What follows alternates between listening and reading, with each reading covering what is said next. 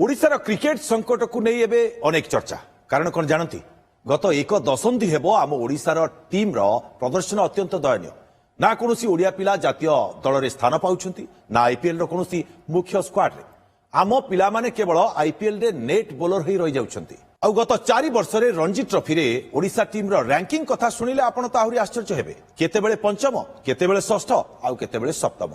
OCA लक्ष लक्ष टंका खर्च करी वासिम जाफर शबा करीम का भली बाहर राज्यर बड़ बड़ कोच आनिला हेले समस्ते फेल किंतु एबे ओसीए भरोसा करिछि माटीर पुओंक उपरे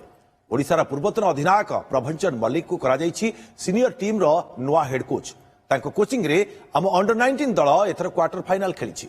चैलेंज बड़ हेले आशा भी अनेक आपन को कोन लागुछि माटीर पुओ प्रभंजन ओडिशा क्रिकेट रो भाग्य बदलाई परिबे तो कौन गत 10 वर्षर नैराश्यजनक प्रदर्शन पर टीम ओडिशा जबरदस्त कमबैक करिबो कि आपन को मतामत कमेंट बॉक्स रे निश्चय जणांतु।